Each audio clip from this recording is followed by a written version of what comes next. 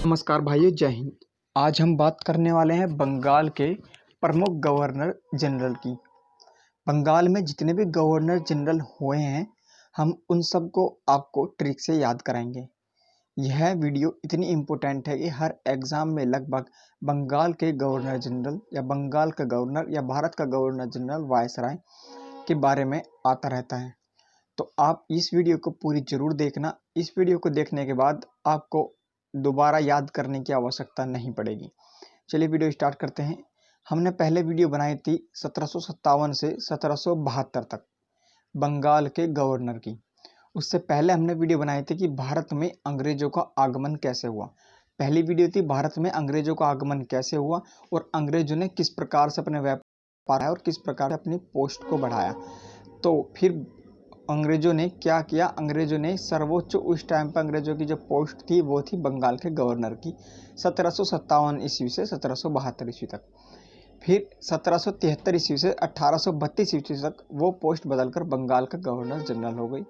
1833 से 1857 ईस्वी तक वह पोस्ट भारत का गवर्नर जनरल कहलाने लगी, वह पद। फिर 1858 से 1946 तक वह पद वायसराय के नाम से जाने लगा। फिर 1947 से 1950 तक वापस गवर्नर जनरल के नाम से वह जाने लगा। हम इस वीडियो में बात करेंगे बंगाल के गवर्नर जनरल की, और अलग अलग टॉपिक्स पे ये वीडियोस हम बना चुके हैं, आप देख सकते हैं लिंक डिस्क्रिप्शन में। आज हम बंगाल के गवर्नर जनरल की बात करेंगे। तो यह बात जो हम करेंगे 1723 ईस्वी से लेकर 1832 ईस्वी तक की हम बात करेंगे। तो ध्यान देने योग्य बात है, 1773 से 1832 ईस्वी तक जो भी घटनाएं घटी है वो सब हम आपको इस वीडियो में बताएंगे।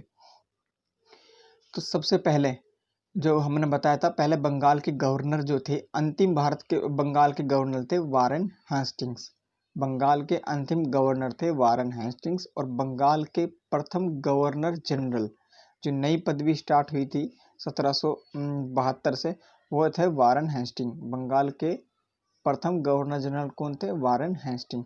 वारेन हेस्टिंग का कार्यकाल कब से कब तक था? 1774 ईस्वी से 1785 ईस्वी तक। तो वारेन हेस्टिंग्स के ही शासनकाल के समय 1773 ईस्वी में रेगुलेटिंग एक्ट आया।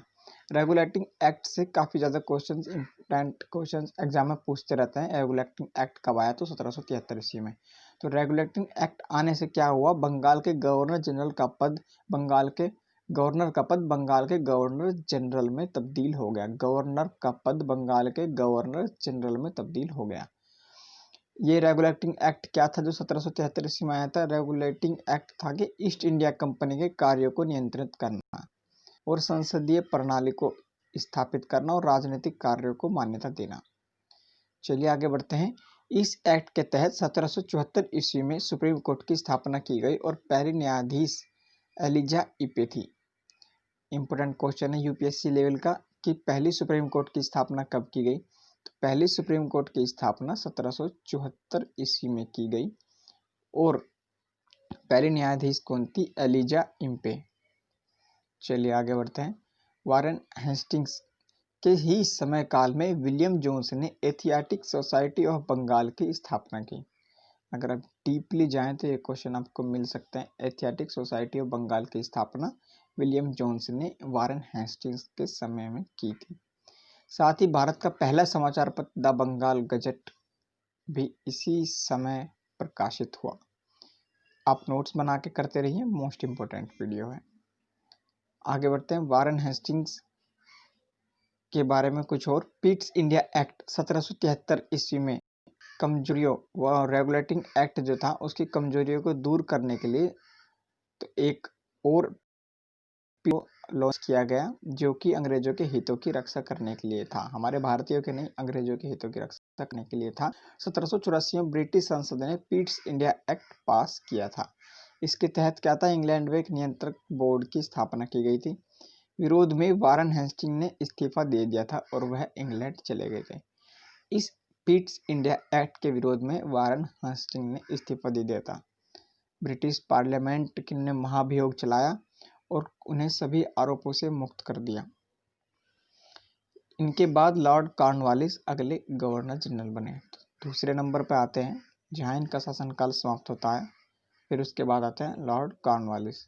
लॉर्ड कॉर्नवालिस जो थे उनका शासनकाल 1773 से 1793 ईस्वी तक माना जाता है। लॉर्ड कॉर्नवालिस को भारत में सिविल सेवा और पुलिस का जनक भी माना जाता है। इन्होंने 3 प्रमुख कार्य किए। लॉर्ड कॉर्नवालिस ने भारत में सिविल सेवा पुलिस का जनक इन्हें माना जाता है और इन्होंने 3 प्रमुख काम किए। इतिहास में इनका शासनकाल 1785 से 1793 ईस्वी का भी बताया गया है, तो आप डेट में कंफ्यूज ना हो। 1785 से आप इसको याद रखिएगा, 1785 ठीक है, थोड़ा कन्फ्यूजन है।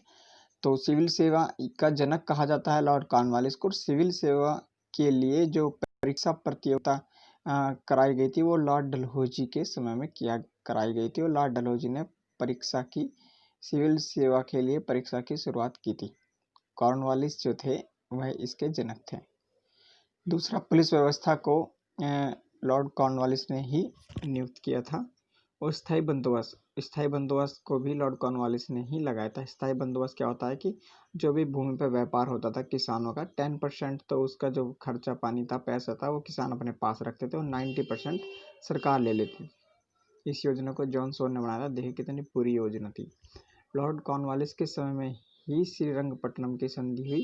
श्रीरंगपट्टनम की संधि का मतलब है कि यह श्रीरंगपट्टनम का किला है, चारों तरफ अंग्रेजी सिपाही लगे रहते थे। तो हैदर अली और उसके पुत्र टीपू सुल्तान ने इन सिपाहियों को हटाने के लिए, किले की घेराबंदी को हटाने के लिए एक श्रीरंगपट्टनम की संधि लॉर्ड कॉर्नवालिस के साथ की।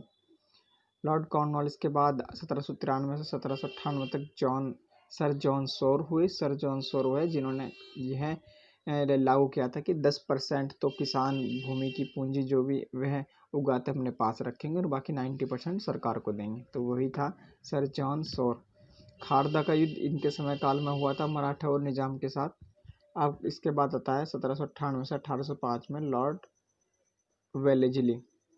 यह इंपॉर्टेंट है। बंगाल के शेर के नाम से भी इन्हें जाना जाता था। सहायक संधि, बसीन की संधि, चौथा मैसूर एंग्लो युद्ध, प्रेस पर प्रतिबंध जो था वो लॉर्ड वेलेस्ली ने लगाया था। चलिए समझते हैं सहायक संधि प्रणाली क्या थी। उन्होंने भारत में फ्रांसीसियों के भय को समाप्त करने हेतु सहायक संधि प्रणाली शुरू की। हमारे देश में डच, पुर्तगाल, इंग्लैंड, फ्रांस सभी व्यापारियों ने व्यापार किया है। तो उस समय फ्रांस भी हमसे व्यापार करता था। तो इन्होंने क्या किया कि फ्रांस से भय को समाप्त करने के लिए सहायक संधि प्रणाली शुरू की। इस प्रणाली का उद्देश्य था ब्रिटिश राज्य का विस्तार करना। सबसे पहले हैदराबाद के शासक ने संधि को स्वीकार किया। बसीन की संधि की बात करते हुए, बसीन की संधि अंग्रेजों और मराठा पेशवा बाजीराव के बीच हुई थी।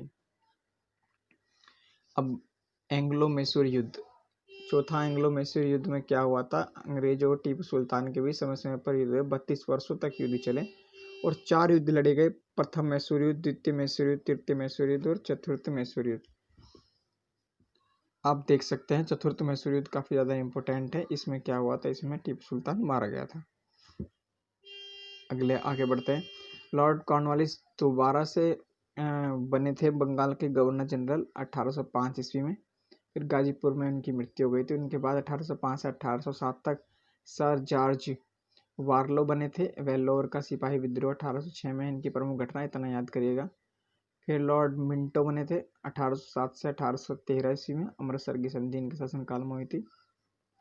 1813 से 1823 में लॉर्ड हेस्टिंग्स बने थे। इनके समय काल की बात करते हैं तो मद्रास के तत्कालीन गवर्नर थॉमस मुनरो थे। मुनरो ने 1820 में मद्रास में रेतवाड़ी व्यवस्था को लागू किया।